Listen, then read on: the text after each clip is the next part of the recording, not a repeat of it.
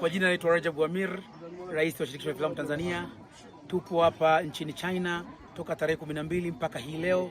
Lengo la mazumuni ya kuwepo hapa ni kwa ajili ya kufanya masomo ambayo ndani yake tunafanya chuo kwenye issue ya kujifunza, lakini hapo tunaunganisha na masomo ambayo tunafanya moja kwa moja direct kwenye field, ambapo kuna maeneo tofauti tofauti.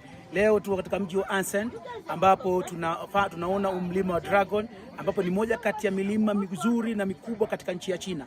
Lakini lengo ni nini? Tulikuwa tunaonyeshwa kwamba kati ya culture na tourism inafungamana vipi na filamu. Wenzetu wamefanya kazi kubwa ya kutangaza nchi yao kwa kutumia filamu ambayo imeleta watalii wengi.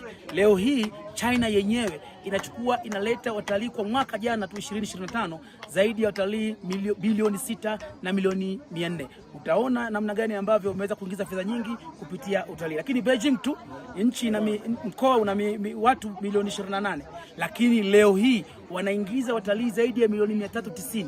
Hii inakuonyesha namna gani utalii unaofanya kazi na culture inafanya kazi. Lakini kupitia nini? Instrument kubwa ni kufanya filamu za kimkakati, documentary ambazo zinavutia watu wengi duniani na kufanya uchumi wao uweze kukua. Hii kwangu mimi kama rais wa shirikisho la filamu Tanzania naishauri na endelea kujifunza vitu vingi, kwamba tunaporudi nyumbani namna gani ambavyo tunaweza kufanya tukahakikisha tunatengeneza filamu za kimkakati ambazo tutakuza culture zetu, tutakuza utalii wetu na lugha yetu ya azimu ya Kiswahili ambayo leo hii ni moja katika lugha kubwa katika nchi yetu Afrika na duniani kwa. Kwa hiyo kutumia filamu tunaweza kufanya vitu vingi sana.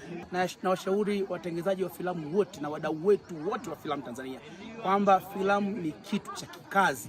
Kupitia mafunzo haya tumejifunza lazima utengeneze filamu zenye quality na content ambazo zinaweza kwenda worldwide.